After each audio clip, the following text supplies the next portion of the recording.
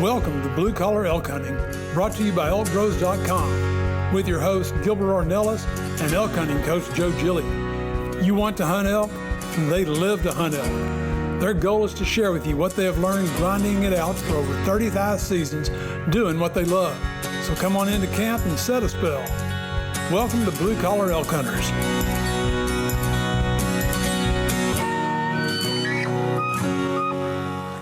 Welcome everybody, I'm Joe Giglia and this is our Insights edition of Blue Collar Elk Hunting, where we want to talk and learn about all things elk. Y'all, most of the time when hunters think of regrets in elk hunting, it's generally because of a bad hit or lost animal, something that's so hard, but it's discussed often and it's a great conversation. But there are a lot of other layers of regret that can ruin a hunt or suck the fun out of it by becoming frustration, resentment, or even anger. And a lot of them are preventable. They're avoidable or able to be mitigated through decisions, strategies, self-realization, or pre-accepted boundaries. So on today's show, we have special guest Cody Rich joining us to peel back some of those layers, as well as talk about something he's pretty doggone proud of. Cody, welcome to the show. Hey, thanks for having me, Joe. Stoked to be here. Always good to talk elk hunting. You and I could probably talk elk hunting for hours. So yeah. This is always a good time. Yeah, no doubt, man. But for you, man, buddy, you have been one busy dude. Yeah, it's been a busy year for sure. Between kids and family and new business and trying to get out and hunt too is like, yeah. I feel like that's pretty standard for a lot of people. Is like, they got a lot of things going on, just life, and trying to juggle it all and do it all well. Yeah, but okay. So you produce the Elk Hunt podcast, which, by the way, fan here.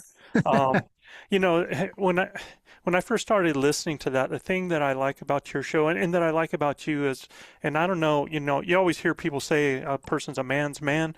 You're a hunter's hunter is how I put it, and everything is elk centric that you do. I mean, yeah, you have other things you like to do. In fact, I think you spent some time chasing some whitetails this last season. But I really like how you delve in. I like the way that you are a student of the game. And Cody, you're a teacher, man. I mean, you're the teacher. I'm a student, eternal student. I try to help those along the way as well. But for me, elk hunting it's cool because it's the game you can never master, especially archery elk hunting. It's the game you can never master. And so it's always fun to chat with guys about elk hunting, hear elk hunting stories. I could do that forever. So yeah, I do the Elk Hunt podcast. I try to keep up on my other podcast too, which is just kind of all over the place. I have not done a great job in the last year, probably the last 2 years of keeping up with doing that podcast. But what's funny is I have two podcasts now, Elk Hunt, which to me is really easy. It's so easy to get a guest and just talk about elk hunting. And, I have this other show called The Rich Outdoors. It's been going on for 10 plus years. And it's kind of just generally people I'm interested in, or someone, maybe a mentor or something along those lines. There's so much, and those feel harder to kind of push myself to do. But every time I do one, I'm just so happy I did. And it's funny because a couple weeks ago, there's a guy I'm trying to get on. His name's Cal. And I've known Cal a lot of years, and we've been talking about doing a podcast for years, and we finally did it. And I remember right after I recorded that, I was like, man, I need to do more podcasts like that. That was so good. And so podcasts as you know, as a host, it can be easy to let them slip away or get behind. Yeah. And so if all the other things you're doing, I try to force myself to at least have one or two conversations every week where it's reach out to people I look up to, people I want to chat about, or, someone killed a big bull on Instagram, and I'll reach out and be like, hey, I want to hear the story. And so, yeah, doing all of that stuff too. No, we had the same thing, so we just launched ElkBros adventures in a way that we've never done it before, because now we have two different properties, and we had to prepare our coaching staff. We had to get everything ready. We had to get everybody booked, everybody rocking, get everything lined out so that it was, I don't like doing average. That's just not how I Yeah. do things, right? So in doing that, man, once July hit, from July until the end of the season, we were pretty much in a hiatus there with our podcast, and we were like every 2 weeks. And I think it's really going to help us to really have a whole lot more material and stuff as now we're going in, because with what we do with coaching people, we get a chance to see their struggles, man, and it renews that view, right, that you Oh, had totally. at one I time. I thought I said this earlier this year too. Is like, I spend a lot of time outside of, what I would call like the general elk hunter's perception, Hmm. which is like, you're just trying to kill a bull. And Right. sometimes as as coaches or teachers, whatever you want to call it, we tend to like, we're at a certain level and it's hard to remember what those struggles were. And I love doing podcasts with kind of noobs every once in a while, just to like hear like, oh, here's what I'm struggling with. I don't understand this. Right. And you're like, oh, interesting. This year, I did an entire week, hunted with a good friend who, it wasn't supposed to be like a grind hunt. It was private land, but it ended up being like this grind for 5 points that I haven't done in 15 years. It's been a long time since I like really just like, hey, we just need to get an elk killed. And it was so good for me. Like it was good for me to like take a step back, take a really, really hard to hunt area and just try to have to grind it out. And so much of that is like, I say often that it's good for me to go back and hunt hard hunts. I don't love to do that. But like it's really good as like a teacher or, to go back into the weeds and relearn that. Yeah, and it's hard, because we have to remember a lot of times when people don't know what they don't know, right?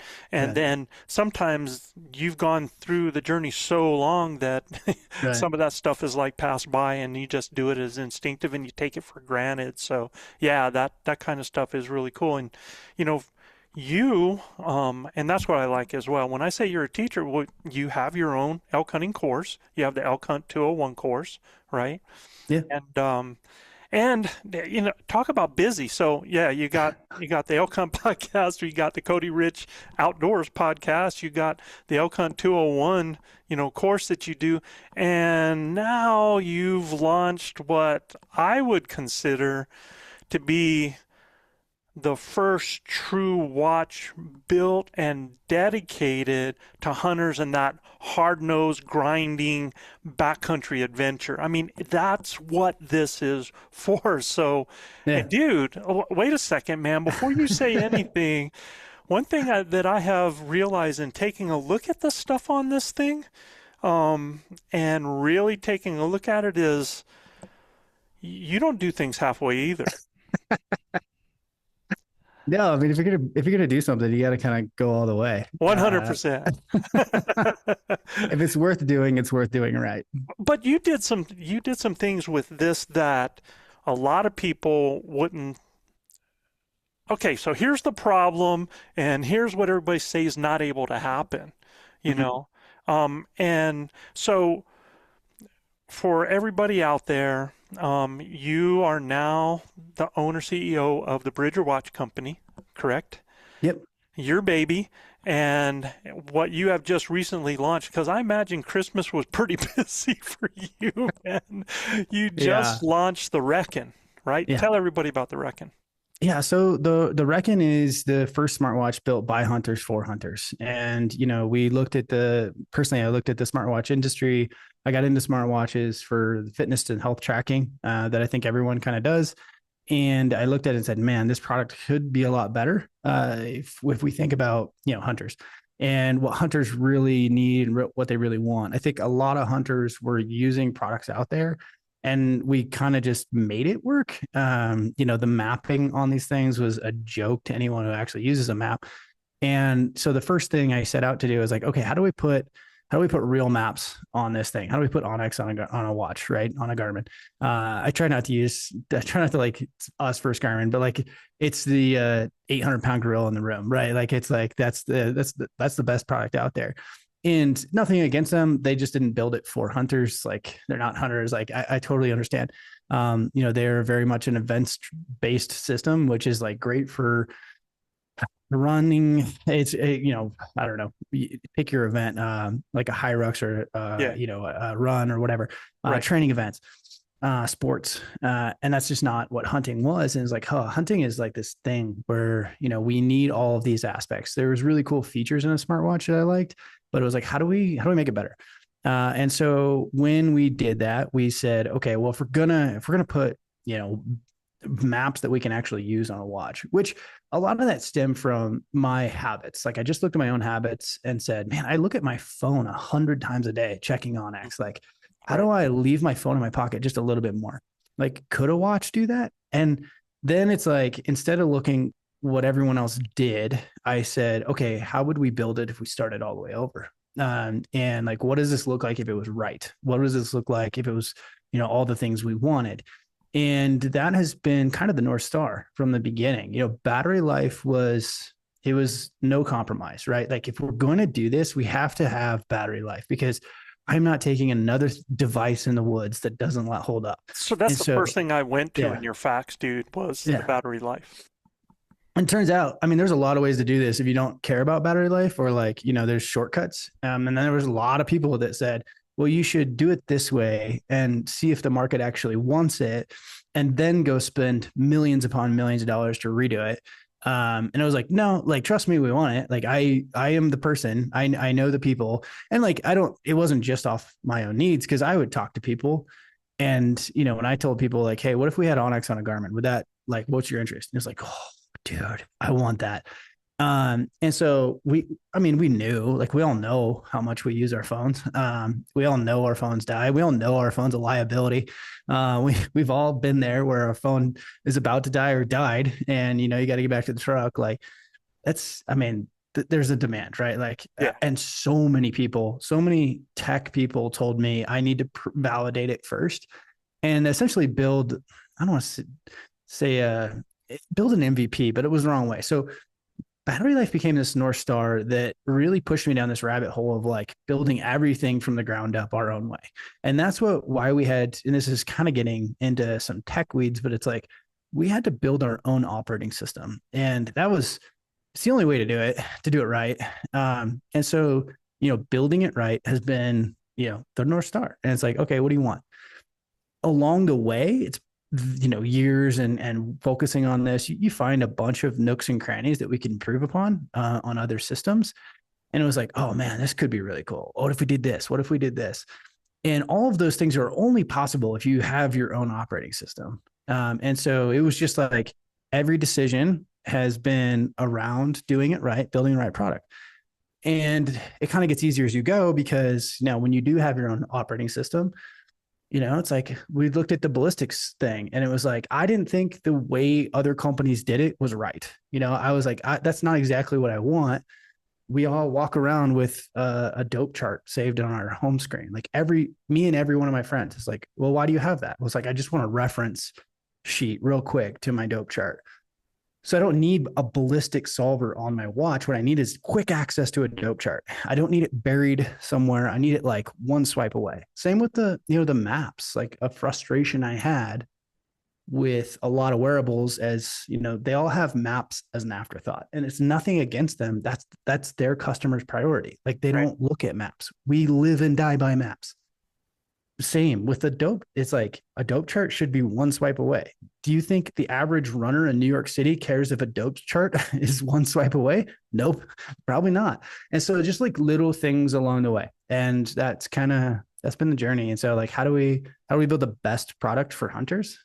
And yeah, that's what we've been doing for quite a few years. Yeah, well, quite the undertaking because, I wear smartwatch, right? There's certain things that I love about a smartwatch and certain things that I hate, like for me, haptics, right? I want something so that I never want loud noises. And can you remember when first watches came out and you're in the middle of something and all of a sudden it starts letting out a chime or a ding or Yeah. something like that? And I like the haptics because I actually, I want to wake up in the morning without waking up everybody else or have an Right. alarm that's going to go off. So I feel that on my wrists and stuff like that.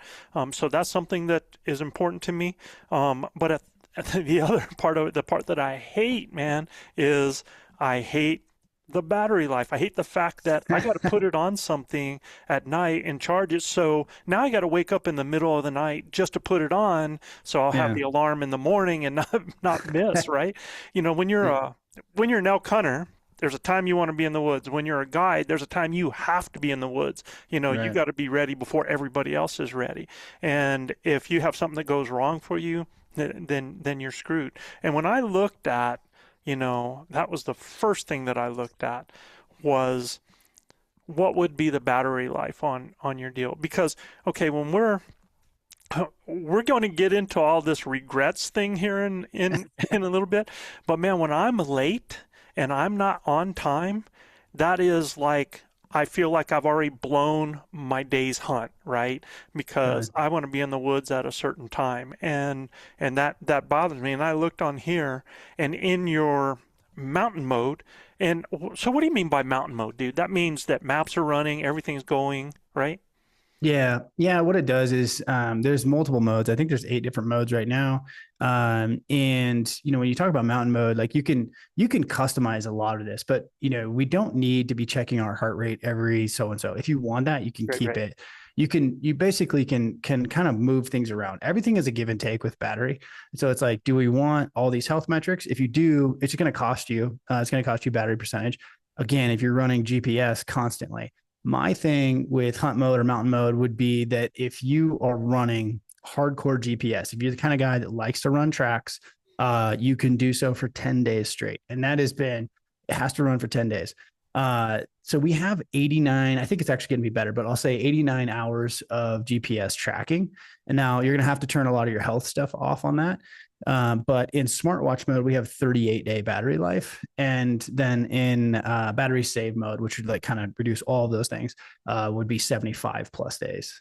So very extended battery life. This Yeah. watch is about an Apple Ultra size. So it's a 197. It's about same size as the Apple Ultra, which we will actually come out with a smaller one. Some people have asked. So my wife still wears a Garmin. We'll end up coming out with a smaller one. I wanted to go with the big one first because I want to be able to use the maps, see the maps. Well, Battery life is a huge one, right? Like we couldn't build a maps watch that you couldn't read the maps. So this, I mean, it's the same as the Apple Ultra. It's kind of on the larger side. To me, I like it better than my Garmin 5.1 because my hand doesn't hit it when I bend like there. So back to the battery life thing is like, yeah, you can customize a lot of that to be able to set it up how you want. So it's going to vary a lot, somewhere between 10 days and 38 days, depending on how you have it set up. yeah, well, dude, as soon as 10 days, uh, I'm in the money right there because at 10 days, if I'm going to be out there more and I got to spend a half hour to recharge, well, Yeah. no biggie, Yeah. right? And it's 963 milliamps. So roughly gives you an idea what a full charge, it's actually, be a little bit less that. Let's call it 900 milliamps. So one charge throughout the week, even if you were running your health, like hardcore health metrics and you were running your mapping pretty hard, you might have to charge it once on a week hunt. Yeah. But yeah, That's where the size came in for me though too, is because, how old are you now, Code? 39, almost Yeah, 40. yeah, yeah. So you start hitting that 50, man, that vision thing starts to do this. So you're having to grab those readers and everything like Yeah. that. So the large size, yeah, I like I that. mean, I like it. Mhm. I wear a Garmin 5.1 before this, so like roughly same. This is actually like a little bit less than a 51 millimeter if you talk about width. So it's like a 50.255, I think. And so it gives you context. But yeah, it's easy to read, clear numbers. And these AMOLED screens, I don't know if you haven't had experience with a lot of the new smartwatches, I think this tech only really works in the last couple of years with this transition into the AMOLED screens, because these Yeah. are essentially smartwatch or smartphone screens. Like they are very high end. So I think a lot of people, if you've had a Phoenix 6 or 7 or Garmin Instinct, like those screens are very different. Like you couldn't really read maps on it. So this is kind of a new tech that would allow you to see your maps on your wrist. And yet they're scratch resistant, right? Yeah. That Yeah, it's a sapphire glass, so you can't, I mean, I can break an anvil, so I won't say you can't break it because I could probably break it if I really tried to. But they're very, very durable.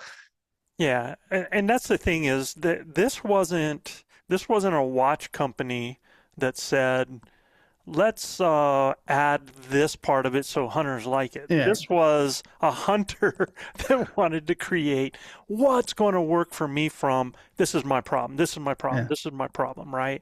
So And again, that's the hard part is like our whole team is all hunters, like, and even my product guy, David is, I mean, he's been a guide too. And so we knew it. And I'll tell you the hardest part about this is this translation between what hunters want and what these engineering teams do. I would slam my head against the wall for months and months and months. I don't know how many times, like I remember sitting engineering teams down with a topo map and yeah, be like, do you see directions? Because I see directions. And like they would always add turn by turn or like, and like this is, I mean, you really get into the weeds, like how we're very different than other mapping on a wearable is like, I would like, we have to be able to navigate off topo only. Like I see directions. I would show them a topo and be like, I could take this ridge. I could take this valley. Like these are, we don't do turn by turn. There's no like go to tree and turn left. Right. And it was like, these engineering teams had never ever done anything like this before. And so to get them to understand how the maps had to work, what we were looking for, to be able to like pan, right? right, And this is a huge difference between us and anyone in the world is like, we need to be able to look around on the map. I need to tell where I'm going because there's no such thing as turn by turn in the woods, right? And so I need to be able to see where this ridge is going. I need to be able to see if I'm in this coulee or not. Those type of things are like where this coulee pops out, like those little things that we all just know to be true is like, all right, it was a hurdle to get to that into the wearable space. Yeah.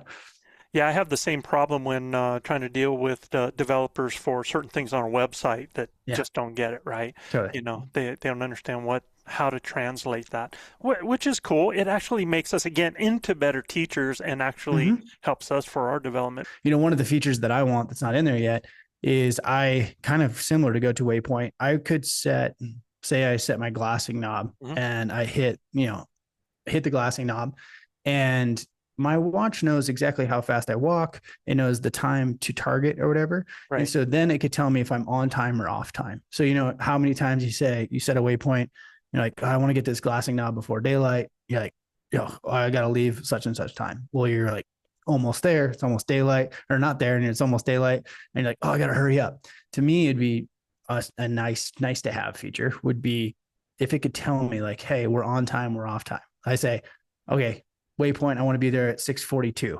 And it says, okay, leave by whatever, 5:50.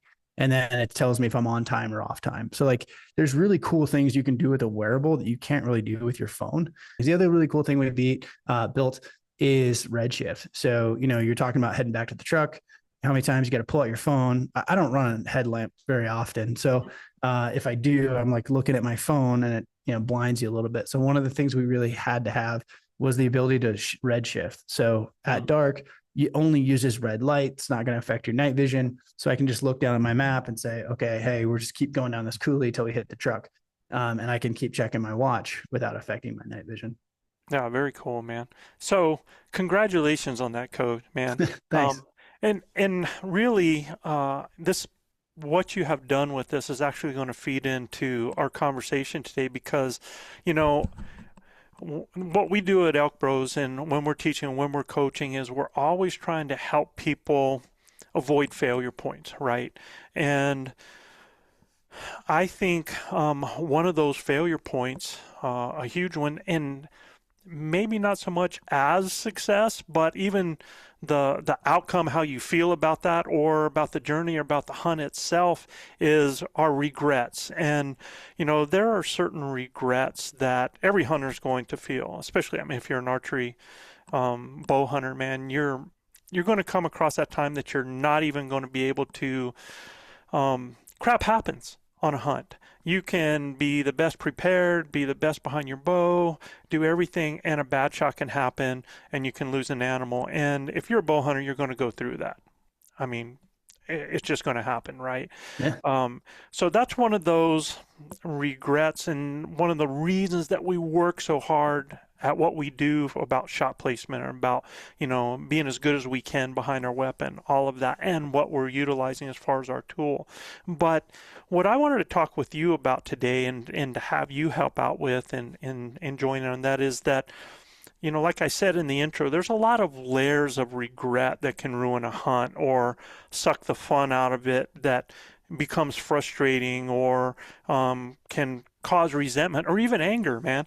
When we think about regrets, there's two sides to that in my mind, which is for a lot of new people, it's going to be, you just don't know what you don't know. And so many times you go on a hunt and there's going to be some things that kick your butt. One of those is time. Time management, to me, is the biggest one.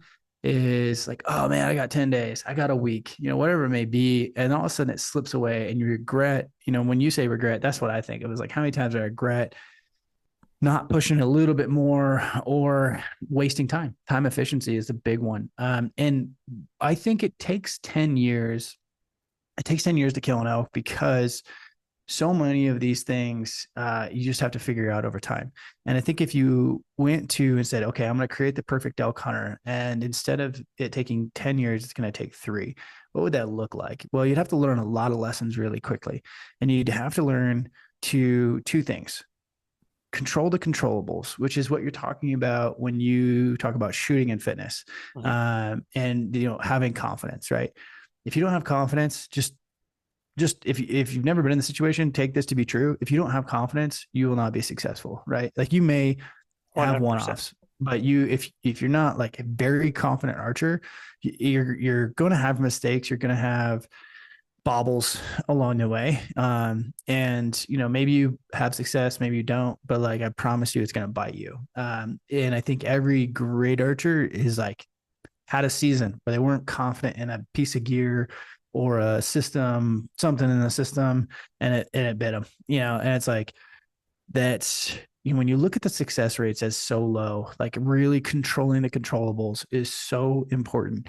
And these are the things that, you can do before season. And when you talk about regrets, a lot of these, what develops a great hunter is years of these not doing these things, which is, you had a mistake, you didn't draw when you were supposed to, you misranged, right? Like, these are all little mistakes that are, I would say, mostly avoidable. And like, just, down to like, you get good over the years at free judging distances, right?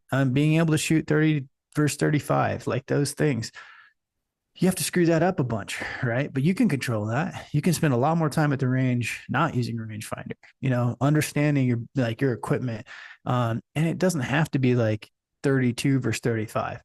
Anyone says they missed a bull at 35 because they thought he was 32, is like, no, you got the shimmy shakes or something. Yeah, absolutely, man. Yeah. But I guess the number one thing to me would be control the controllables. You need to go into season dead confident with the things you can control. For me, when I teach that, a lot of that is, this is why I'm a big believer in having a system, because I think decision fatigue is the other part of this. We can control the controllables, but decision fatigue is a thing you can't necessarily train for. I'm going to go in the woods, say, it's Joe's first hunt and we're going to New Mexico, and he's all pumped. He's got his bow dialed. He's shooting 60 yards, just nailing pennies. And he's super confident. He's in pretty good shape. The mountain's going to punch you in the mouth. And all of a sudden, you're going to have to make a new decision. You're going to have, do I go down there? Do I not go down there? And it just 1,000 decisions. You haven't eaten well. You haven't slept well. you are wore out. Like you can do these things, but you're on the ragged edge and you're making 100 decisions a day. And when you say regret, I think of the times where it's like, I won't go chase that bugle. And Right. like, Yeah. you're going to regret that. Right.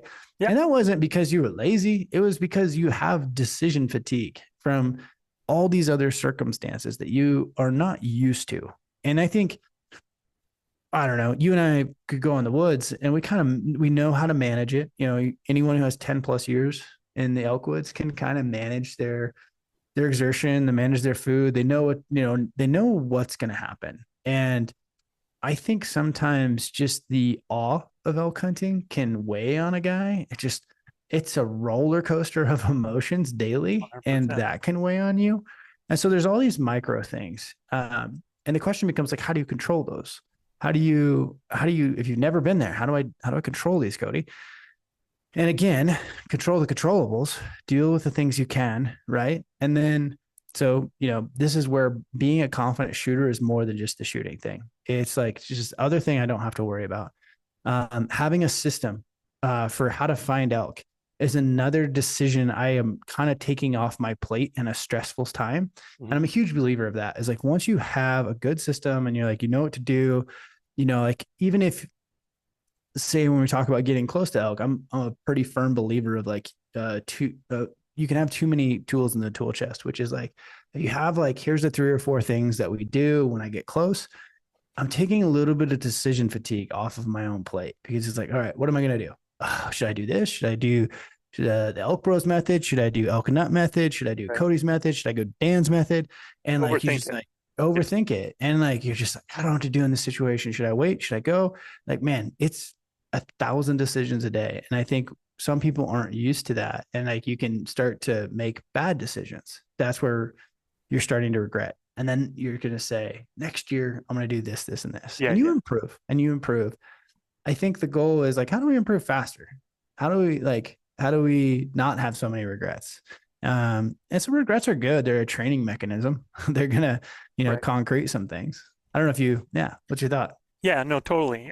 In fact, that's why I always tell people there's base things that we're going to stick to. There's base things that we're going to do when in doubt, right? Mm-hmm. It's just the same thing I told my basketball players on the floor. You're teaching them a new offense, a new defense, and you can see the ball just awkward moving around. There's not really great flow because they're thinking so much, and they get down there in a situation. And what I told them always is, when in doubt, go to the hole, right? Yeah. So, that's the same thing that I try to tell elk hunters, man. I tell them, when in doubt, man, go to that friggin' animal, go to the hole on that, just walk up and poke it with a sharp stick. Yeah.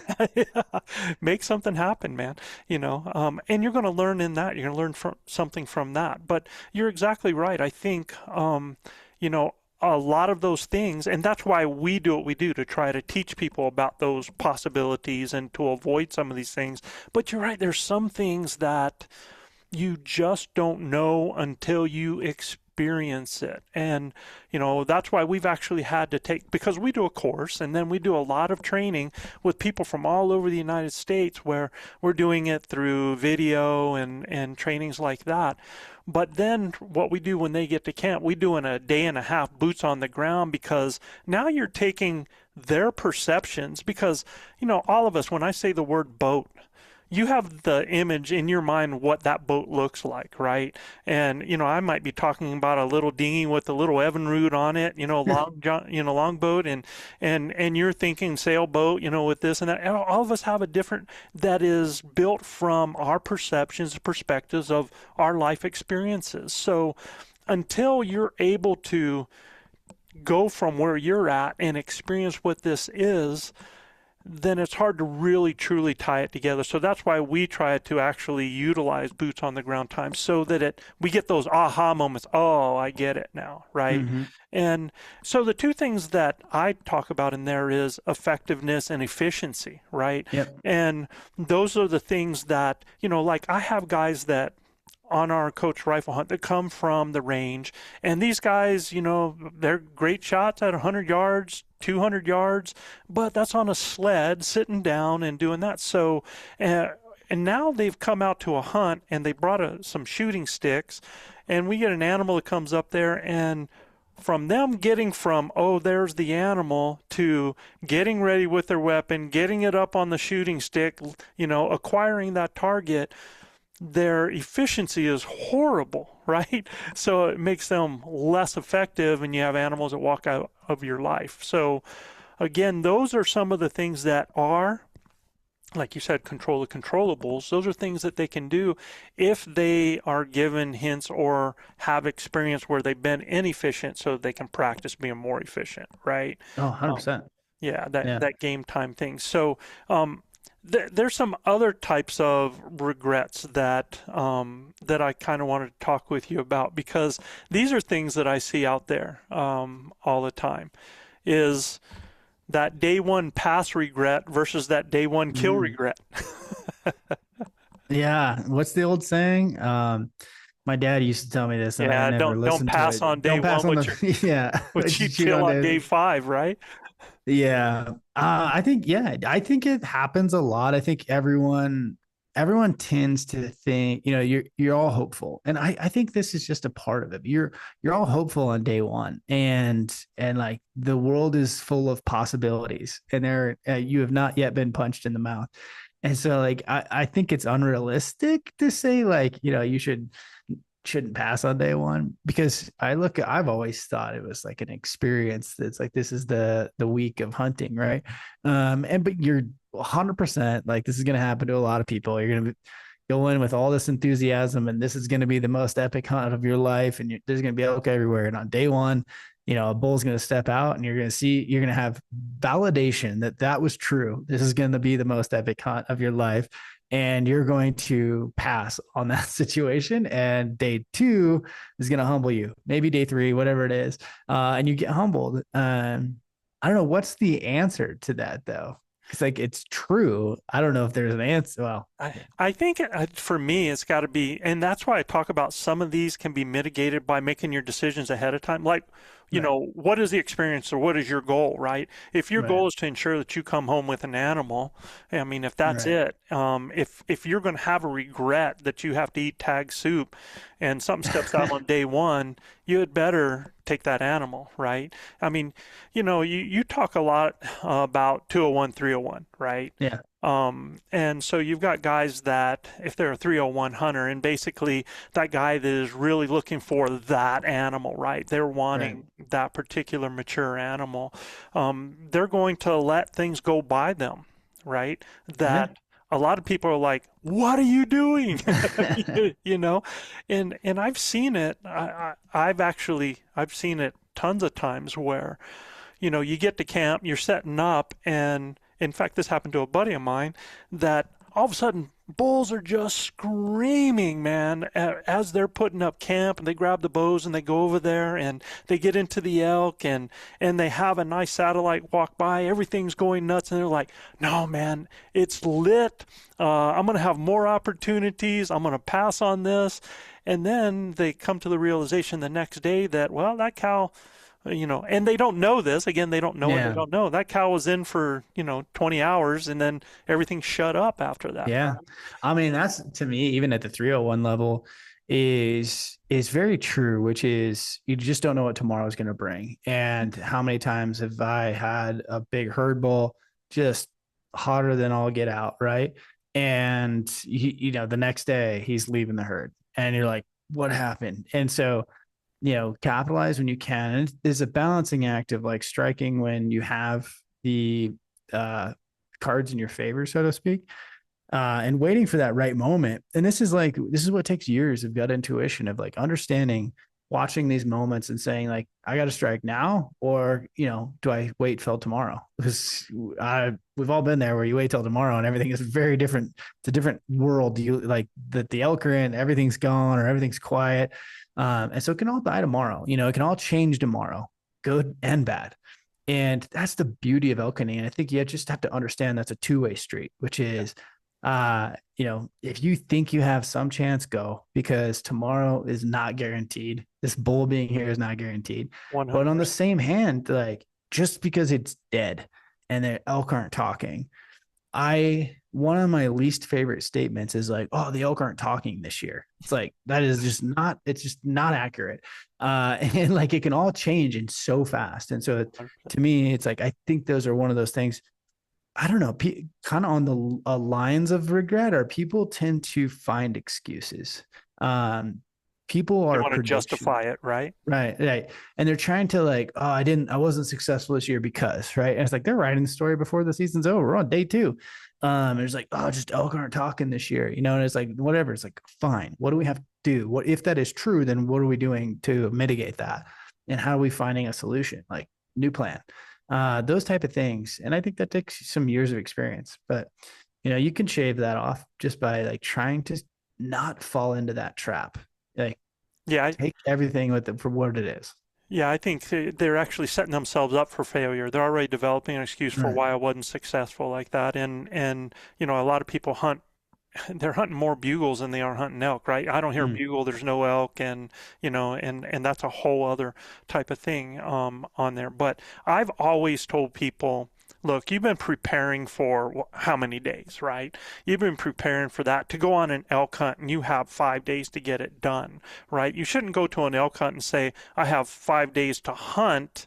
And considering all of that as this linear thing, man, I'm like, Right. every day you hunt is your only day. And I have found, because I think people that you're on a 7 day hunt, I've seen people that they hunt a certain way for the first 3, 4 days, and then for the last 2 days they're hunting different as well. They Yeah. they become a little bit more aggressive. They're going at it hard. They're taking moves that they would have been more cautious on before. And there's a time, elk hunting is that dance of when to hurry up and slow down, and when to be ultra aggressive, when to back off, depending on, because situations are so different in the type of area and how many people and how big it is. There's so much there. But I really have gotten to the thing that every day should be your last day. Like you said, today's the present. That's the gift, right? Yeah. We don't know what tomorrow's going to bring. And Yeah. and that's the same way when things are hard. When things are hard, you can go from 0 to hero in 30 seconds, right? I mean, Yeah. it's amazing how things can change. And so exactly. So I think really that day 1 pass regret, and that day 1 kill regret, because there's guys that are like, oh, I killed, and it's, Cody, you know as well as I do, man. As soon as you put an animal on the ground, it's like you're a magnet. Yeah. It's So it's true.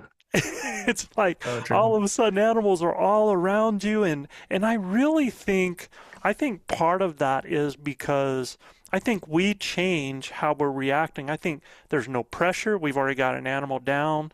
We really don't, we're not like throwing this nerve stuff on it. We're not throwing this stress on us. Oh, there it is. And, I've got to make this happen. I got to do this, got to make this choice. It's like we relax and we enjoy the moment. And I think in doing that, I think if more people could do that in the first part of it, they'd be better off, right? Yeah. I think, I was just thinking about this. I'll give your audience 3 regrets from a guy who has hunted 20 plus years. Okay. And the first one, I would say, yeah, learn from these regrets. Don't do it. These are things that I hold to be very true. And I will probably, well, I don't say I'll never do them again, but like I tried to never do them again. One is you can never go into season being too confident in your archery equipment. I have gone into season in every sort of fashion, and the years where it's good enough. I can kill an elk. I regret those. Like, I need to go into season being absolutely dialed at 80 yards, because that gives me all the confidence in the world at 50 yards. If I feel like my tune, my bow, my setup is like good enough to kill an elk at 50, 60, that's a recipe for disaster. So I will go into every season feeling dominant at 80 yards. You can choose your own adventure there. And it's not that I'm a shooting animal at 80 yards. It's just like, I know that if I'm shooting dialed at 80, like 50 is a chip shot. My confidence is through the roof. I'm very confident. Number 2 is time efficiency. Like, this is probably should be number 1, but like, I can't tell you how many times I regret wasting time in season thinking I had more time than I did. To your point, every day should act like you only have one left, because it clicks by so dang fast. Hunt hard, push hard, find, like, find new elk, have more elk. All of these things, like, to me, are very, very important, of like time efficiency. That's kind of the next one. So equipment, control the controllables, and then time efficiency. And then the one that really irks me is, I remember a hunt many, many years ago, one of my first ish out of state hunts. I went to Idaho. Things were just not going my way.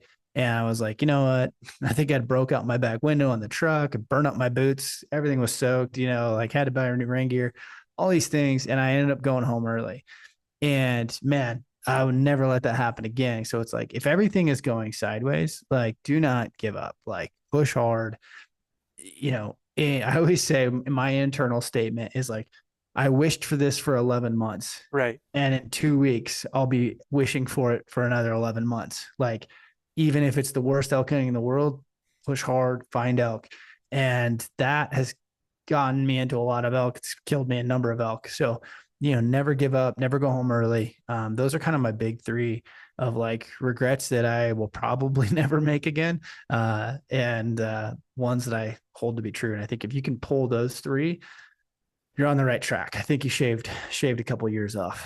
Yeah, I've had a lot of guys come on hunts that already had the other foot on leaving the hunt, right? They're already, as soon as they arrive, they're planning on their departure. And I'm like, man, how do you, when I come to a hunt, man, I'm all daggum in on that. Yeah. It's almost like going into a marriage, with, thinking about 1 foot out the door. Yeah. Yeah, 1 foot out the door, right? Yeah. I don't think get there's that. some mental side to it too. And I think this can be one of those things where once you start not having success, people, this is a really tough one. People tend to assume they're not the kind of guy that can kill an elk. They're writing their own story. Right. And it's like, I've talked to a number of people who was like, I'm hoping this year. It's like, no, don't hope this year. Do this year. Yeah. Yeah. And it's like, you have to like find that mental shift. And I get it. If you've got your butt kicked 5 years in a row, maybe you're hunting bad areas, maybe you just weren't where elk were, like, whatever, but you gotta shift that mindset, because so many dudes are accepting failure. And I get it, because statistically it's like, 1 in 10 dudes, or 10% success rate. It's not a great high number. And I think a lot of people let themselves fall into that 90% too easily. Yeah, and I think too many people look at numbers and they let that determine the justification for outcome before they even get started, right? Right. And I'm like, man, if you're not going into the woods, if you're not putting your hand on that bow with every intention of going in there and punching that tag, why are you there? Right. I mean, I never, and maybe that's the athlete coach mind in me. I've never gone into a competition that I didn't want to give it everything and come out, bloody knuckled or whatever it took, man, Right. to be able to win that day, So, no, I think that's absolutely right and great. Those are things that, you guys that are listening to this, and you guys and gals that are listening to this, that mindset is so important. I mean, you have to go in knowing and believing in what your outcome is going to be. Does that mean it's going to happen? Well, no, it doesn't. I mean, there's so many things that we can't control. But if I go in knowing and believing and giving myself the best chance and not giving up on it, great things happen. And you're going to be... Those are the people that are getting it done every year, because they know they can, and they do the things that are going to make them come out successful, right? So let me turn the page a little bit then. Out of these 4 things right here, which one hits the home the most with possible regret? Now, I know you do a lot of solo. I did a lot of solo my whole life as well, but even in partner hunting, I would hunt solo, right? We go in 2 different directions, but we have that. But I'm going to give you these 4 things: money spent, time away from family, not unplugging, and partner selection. Which of those do you think ring the bell of something that can really cause a lot of regret, and how do you mitigate that? Yeah, partner selection is top one. Like, who you hunt with matters more than almost anything. And maybe that's just me, but like, to me, that's the one that's like, money spent, like, that's she gone, sunk cost fallacy. And then I didn't even know the other ones. Like the family stuff's hard. You're always like, especially I got little ones, so like they're just at that age where why are you gone or come back, and it's like Yeah. you gotta bury that deep down. But the partners can make or break a hunt, and who you hunt with. And big reason I hunt solo is like I just know how I will act. I know how I will hunt. And it's just been hit or miss for me over the years on the hunting partner. Now I've had great hunting partners. I have great hunting partners now. But I think that, man, that matters a ton. And I think I would say a lot of elk hunters lean towards that, doing it with a hunting partner. I don't know if it's out of fear or what. And I think there's a cost side of it. It's just interesting to me as someone who just kind of always did it by myself, to see, and it feels like people they really lean on hunting partners, and that can make or break your season. And that's such a huge risk to me, is like, man, I have limited Septembers. I am not willing to like jeopardize that with like someone else's issues or dramas or whatever it may be. And it's just like, man, that to me is like, you got to choose those very wisely. Not to mention that it's like even the decision fatigue, relationship fatigue you're adding to it, right? Like, best friend in the world, go hang out with him for 8 days and you're gonna learn a lot about that human. And that can weigh on you. And I can have been there. Really great friends that you spend 8 days and you're both at that decision fatigue and annoyed, and like little things start to bug you, and like that can really change a lot in a hunt. So to me, that's the one to guard the most. Yeah, no, it's real critical. I mean, it's so funny. I've had the same hunting partner. We're actually married to sisters, so it works out real good for 40 years. And he's like a brother to me. And the coolest thing about our relationship is when we're hunting, we're good apart from each other. Um, we're good together in that we each have our own roles when we're doing that, Yeah. accepting of that. And I'm like the ultra aggressive dude. And the thing is about him is there's never been, no, I don't think so, or, well, maybe we ought to think about this. It's just like wherever I dive, he's right with me, right? Yeah. So I still get to, and I'm sorry, excuse me, I still get to think the way I think, right? And to put that in an example, like how you were talking about it, is like when you're guiding people. I have found that when I first started guiding, I started thinking about like, well, I don't know if I should go down here because, what is this guy thinking? Am I going to a hellhole or, and so I would actually alter some of my thinking process because of whoever I was with. Now, some of that has to be Right. done, because of their condition or something like Right. that. But, you're often thinking what they're thinking. And when I really became the best guide I could be was when I just treated it like it was my hunt Right. and forget anything else, man. Just make decisions based on what I'm going to do. You don't think about the money. You don't think about any of that. You just think about, I love to hunt. Let's do what I do. Right. Totally. And, Totally. and, 100% agree. and you can get those other partners that are like, I don't have time for negativity, man. I don't have time to pull me down or, everything like that. So, and a lot of that where people don't, toe the line, that they're not, they're not part of the relationship, where things kind of become dysfunctional in that. Yeah, that you just can't, there's not enough time in life to be able to deal with that. Right. And you end up with a hunt that you're not real happy with. And, there's, there's going to be reason for looking for excuses enough, right, out there, Right.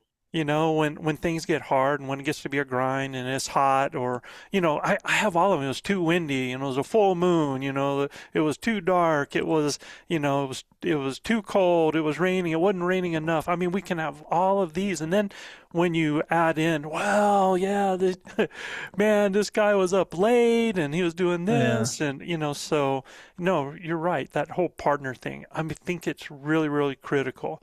And the advice I would give to people is the reason that, think about why you are partnering, right?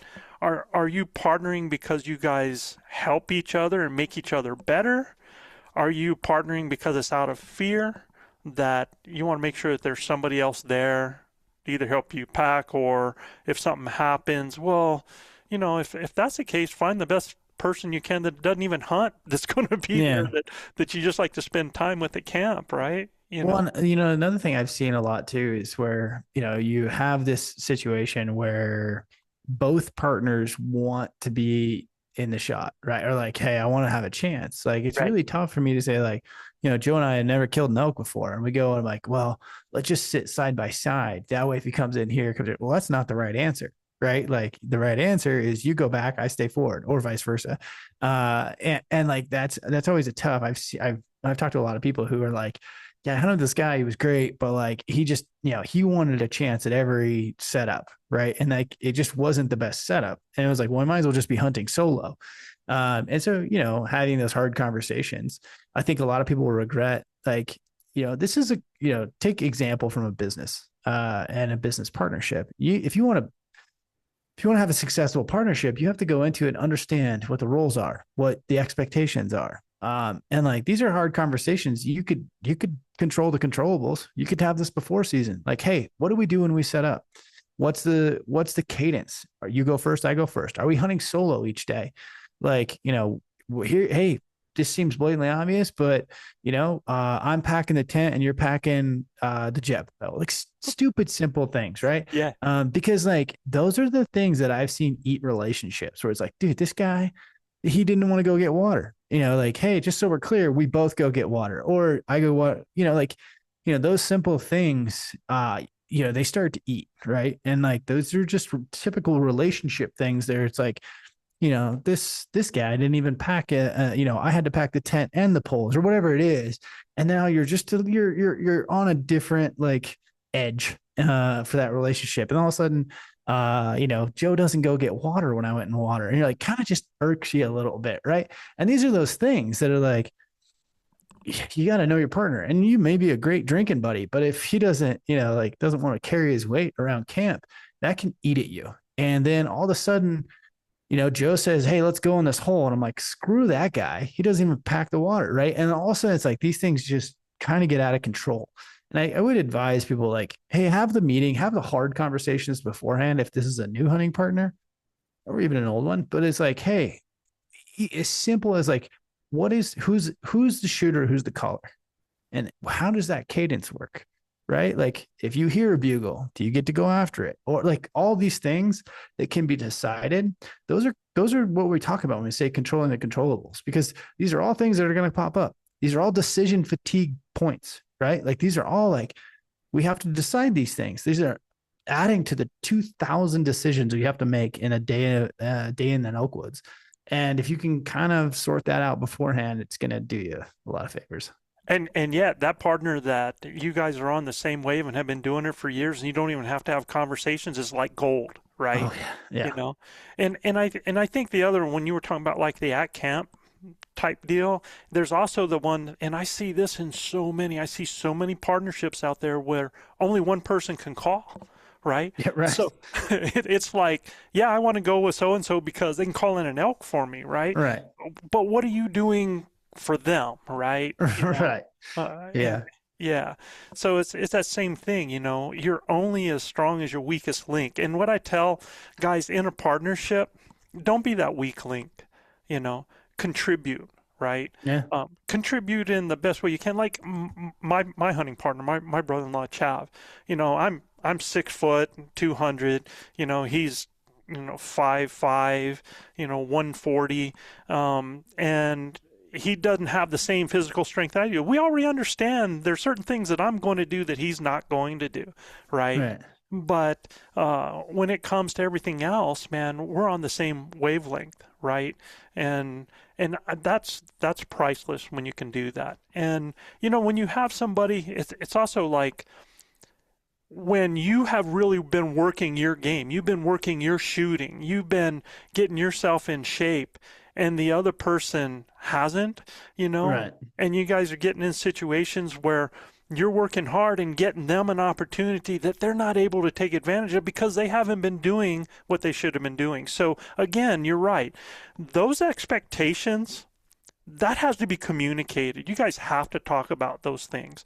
And if it doesn't work out, hey, I mean, you can still be friends. We can still watch games on Friday, but I'm going to go hunt with somebody else. And here's the Yeah. reasons why. I mean, it's the same thing that you said about like when you fail on a hunt.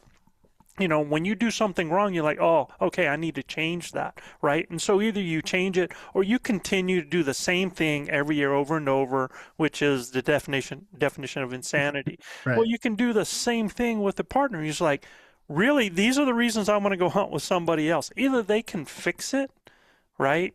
They can either step up or they can just get all hurt about it. Well, that's their problem. That's not yours. If you're letting them know honestly what you have difficulties with and what's going to make you guys better as a team, and they don't want to contribute to that, make a change, right? What's your thought on groups versus partners versus solo? Like, what So, is the most efficient way to kill elk? I actually, because I've done all of it, right? Um, I actually think the group is actually the most efficient way to kill elk. And the reason I think it's the most efficient way is that it doesn't mean you have to hunt in a group, as far as being together in the woods. But when you have a group, on a solid group, and now we can hunt in different areas and recon in different places, it makes us so much more effective to locating elk.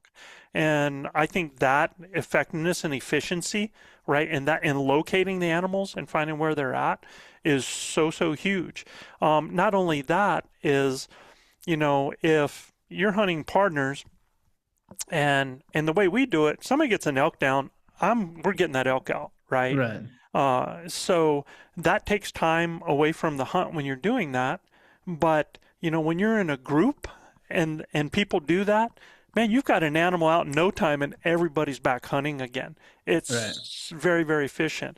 When it comes time to move, when you need support, when some of those people, because it happens. I mean, we had a guy this year that really had some difficulty, man, missed an animal that, shouldn't have missed, right?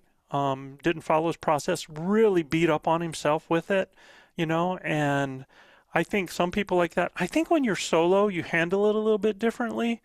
When you're in a group, there's almost this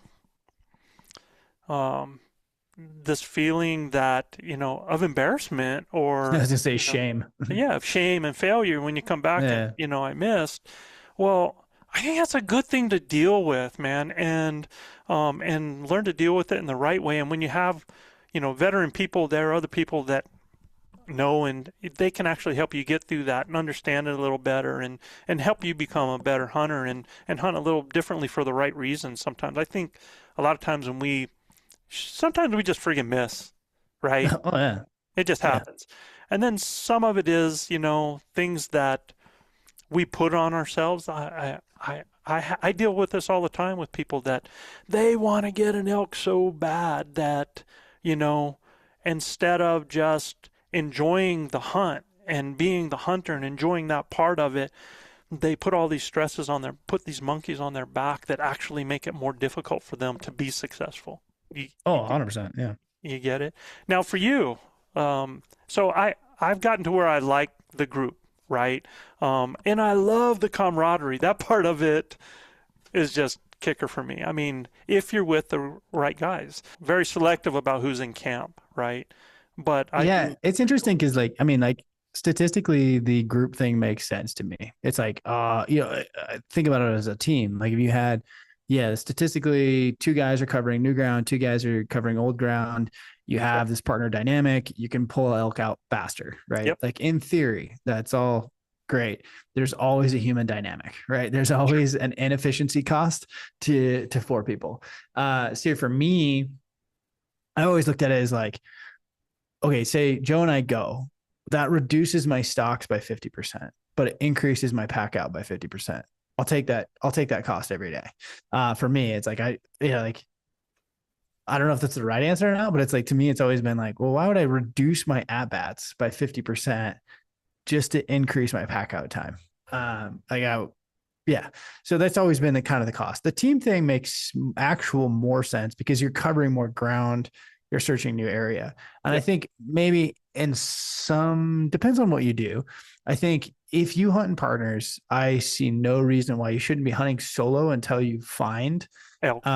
elk, and then you move in on that. And there are situations that solo is better, and there's situations that going in, if you're going to try and call, like a caller is going to be a little bit easier, right? There is an inefficiency cost to two-man teams, which is I never know what the other guy's doing. It's like it takes a lot of years to become fluid. And I would say for maybe it's 50%. We'll just say 50%. 50% of calling sequences are better with two, and 50% of the time it's worse with two because I want to move. He didn't move. I don't know. Like it's very tough. Like you have to find a rhythm and get good. Like it's an entire skill set to call two people on moving elk. Now, if you're calling satellites or like we're just calling whatever, usually going to work very well with caller shooter. The hard part is like when you're trying to follow elk or you're trying to turn a bull or those things, those it gets very difficult. But I think, yeah, I think you're probably right. I do think I think about New Mexico. It makes sense for me. I mean, I don't know why, but like, and then, if you talk open country, it's different. Right. I think you have to build a system for a 4-man group. I think that system looks very different. And I've never really explored that, but like, I think if I were to say like, how would the system look differently for 4-person versus 2-person versus solo hunter? I think they're definitely different. There's nuance in each one. So I think with us, it's a known fact that we're all solid as solo. So at any point in time in the team, it can become solo. We can end up going Right. in different directions and split off, and that happens. Or it can be something like if I end up taking off after a herd, I'm not worried about dragging. If they don't Right. keep up, they know I'm going to go and we'll find each other Right. later, right? And Right. and they find a different route to make that happen. So it becomes a whole lot more effective. And you're right, with the team part and the calling, it's going to be more effective. But that even has to be, and that's where the effectiveness and efficiency comes. That has to be practiced. You got to understand how to communicate, how to do signals, what we mean when we're given certain hand signals, how we move when we move, how we give calls when we're going to move, how we move through the woods. Because, this is something we actually coach, Cody, and teach people is how you move through the woods with a team. Because most of the time, guys go through the woods without the benefit of being two people, other than the fact that naturally person one is cutting track or figuring out Right. the trail and everything like that. So a lot of the time their head is trying to figure out where they're going, where they're stepping, where the second person is generally, when you're partners, it's generally the second person that spots the elk first, because they don't have to worry about where they're going or whether something's in the way because the first person figures that out. So they're getting a chance to look more around like that. So there's that benefit in the two, but a lot of times they're just going and making noise together, or one person's just, if you're just looking down at the heels of the person in front of you, you're zero benefit. So we actually train people how the second guy actually, we call it move and cover. In the military, you have cover and move, and it's just the opposite in the elk hunting. So yeah. So Yeah. that's just one thing that Interesting. we do. Yeah. So there was one other regret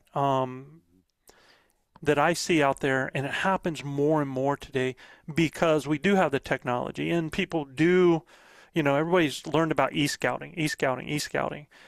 Well, I've even talked to somebody this year, said, well, I don't think I'm gonna have time to get out to a certain place, so, I'm just going to e-scout the area.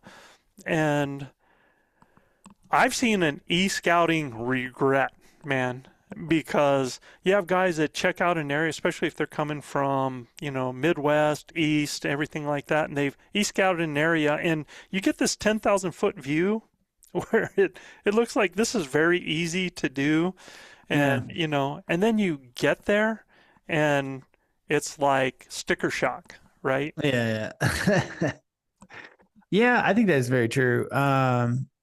Yeah, I think when you're new to e-scouting, it's difficult to understand what the world looks like on a computer or a laptop or whatever it may versus the reality. Yeah. And I think that's always going to happen. I think, the best way around that, the best advice is like, just assume everything's twice as big when you're e-scouting it. But the other part, the advice I give along trying to like, how do you mitigate that is, I don't know, go to a place, say you hunted, I don't know, pick a unit 52 in New Mexico and like, go look at it on the e-scout. So it's like, doing a post hunt e-scout, if you will. Okay, go look at what you did and what that looks like on the map is going to teach you a lot about what to look for, because e-scouting is just pattern recognition at scale.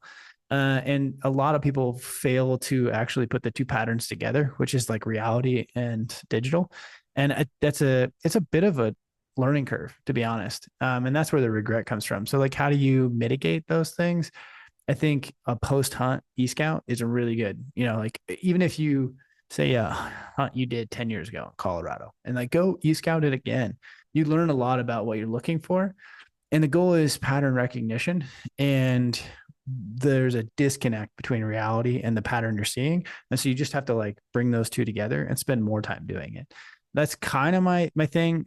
Yeah, boots on the ground is great. I'm never going to preach don't do it, or you don't need to. I think the better you get at e-scouting, the maybe the less you have to do. But still, to me, I think one of the regrets when you say regret, the thing that I think about is not having enough plans or assuming, Right. this is like, I e-scouted this and like, this is the plan, right? And it's easy to lay out these plans on paper or on the computer and say like, here's where we're going, here's what we're doing. And then you get into real life, and in real life, you can cover that ground in a day or two. And you're like, oh, now what? Right. You didn't build enough plans. And so again, these are just disconnects between your e-scouting ability and your hunt ability, and understanding those. I am at a point, I think great e-scouters are at a point where I can map out the entire hunt. I can have plan Bs and I can do all these things. I know exactly what it's going to be. So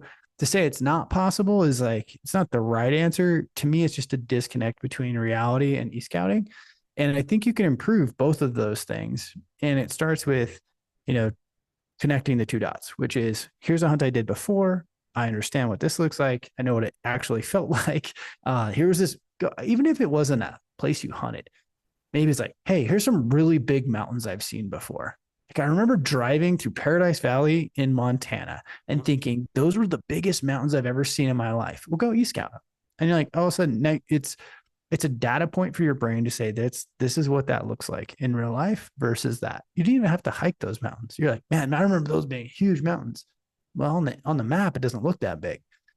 Okay, now you're starting to put more pieces together.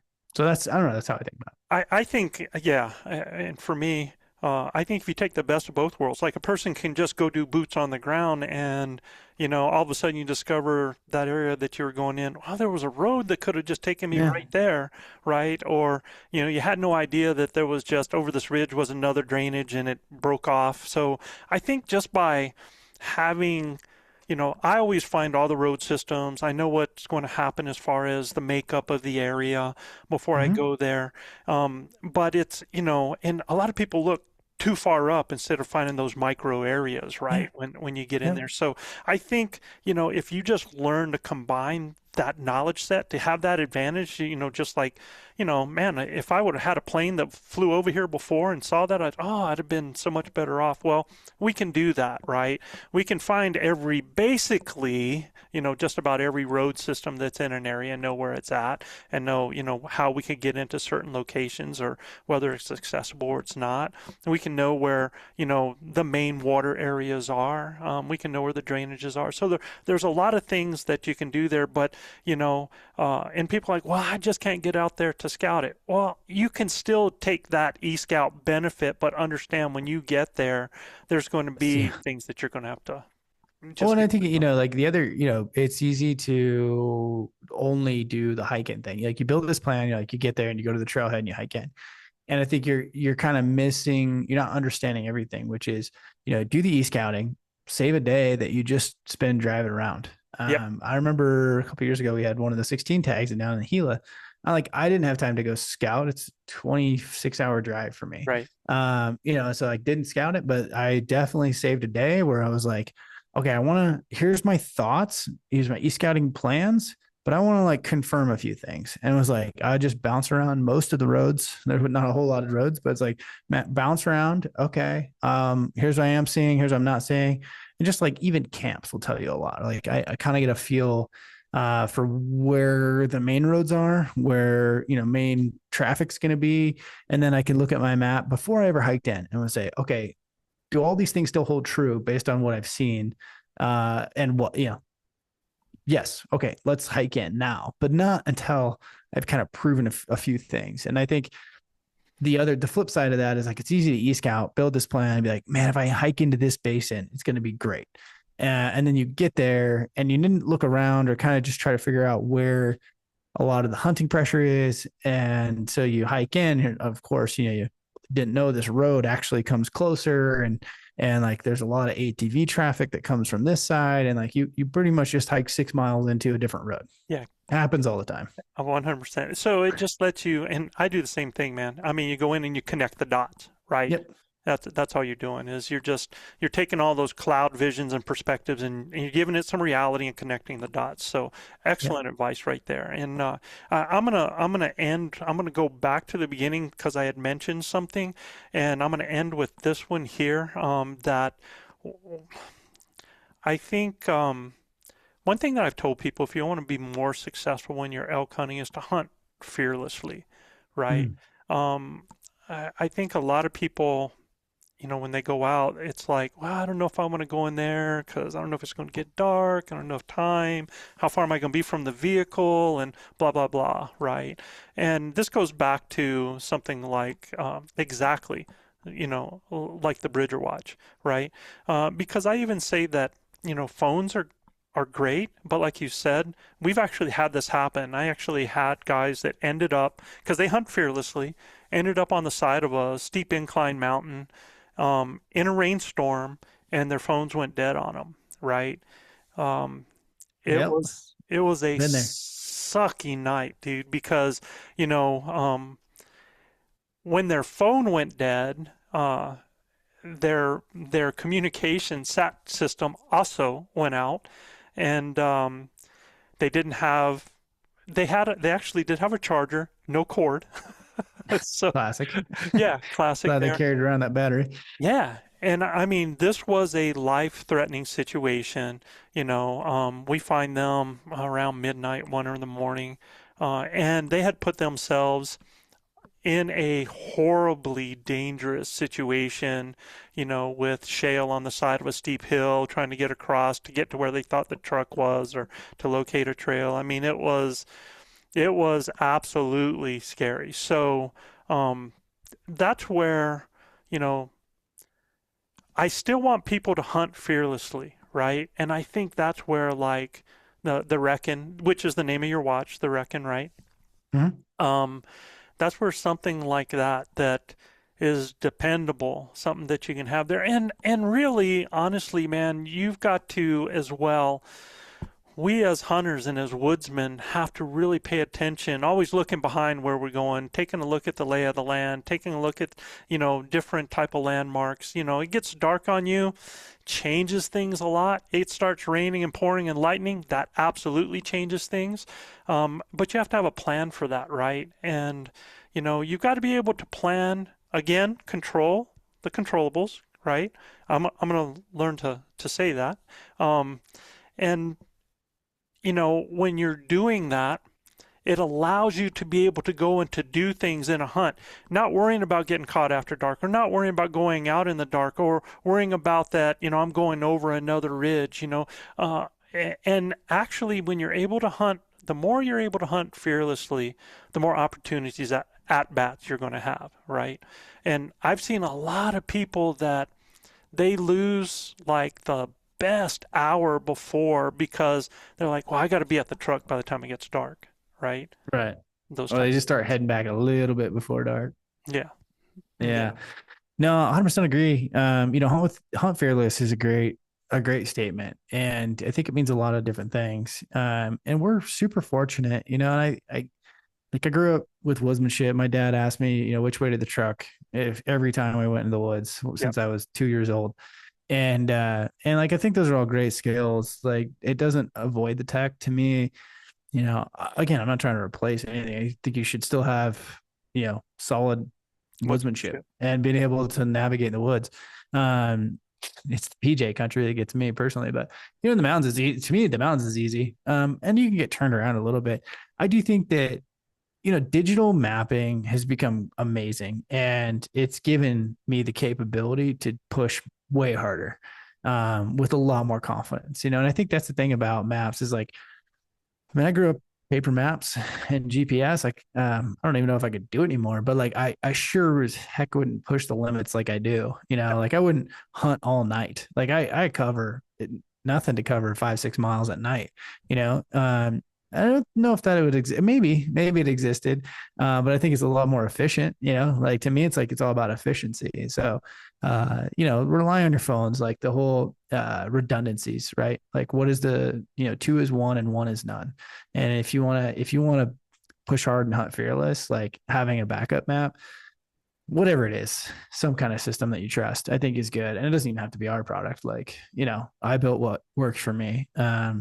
It's an expensive watch. If that's not your thing, then that's fine. There's lots of ways to do it. I'm not saying you have to have that product. I just built the one I wanted. So for me, it's like, yeah, but I love the statement, hunt fearless.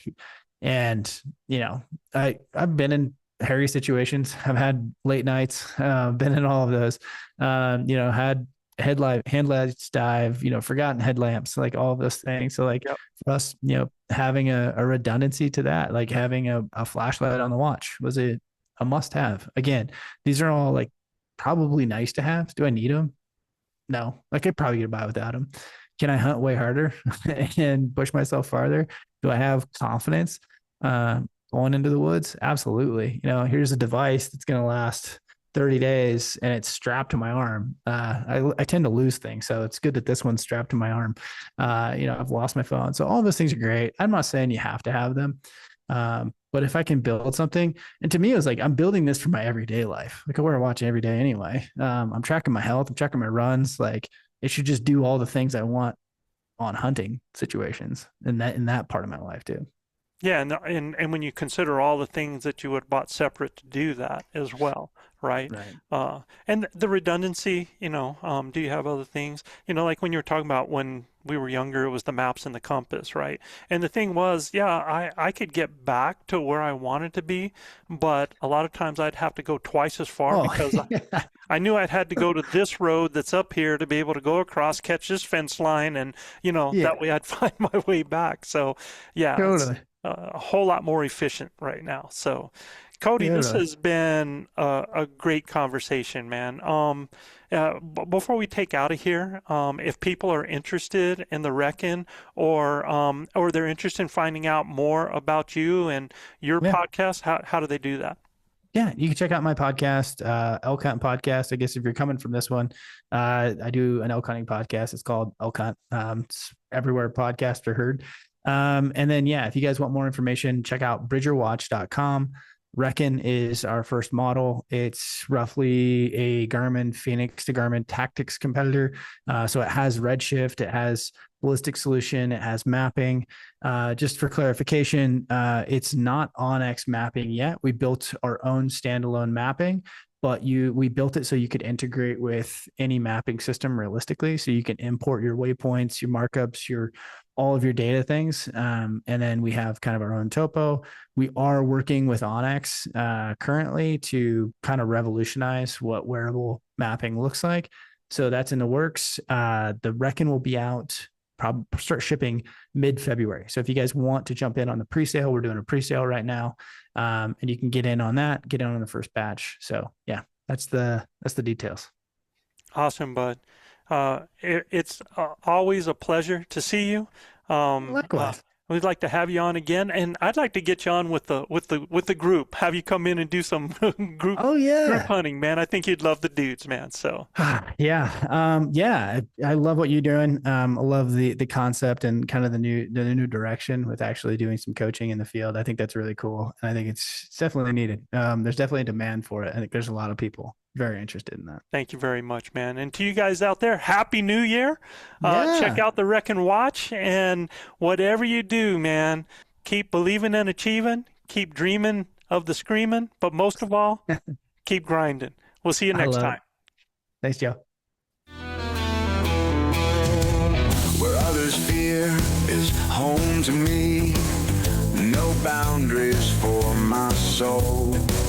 The pounding, the primal blood, driving hunger like no other, running through my veins. No man versus nature, only me versus me. A centuries old challenge, raging deep inside my soul. No anger, malice or evil, only a hunter and his prey. This is my life, country born and raised. When that whistle blows, I'm on the trail, pounding in my head. There's a will, there's a way, there's a way, there's a way.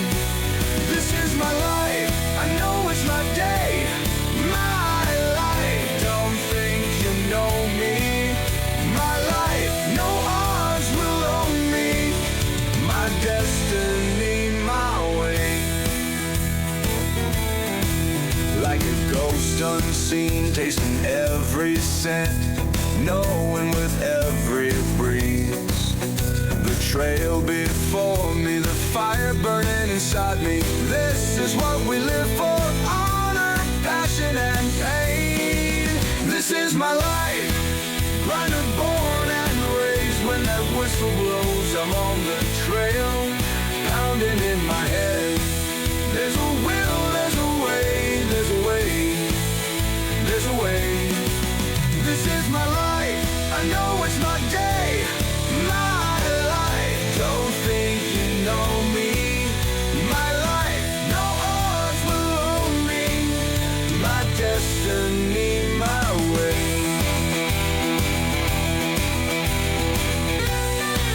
This is my life, runner born and raised. When that whistle blows, I'm on the trail, pounding in my head. There's a will, there's a way, there's a way, there's a way. This is my life, I know it's my day.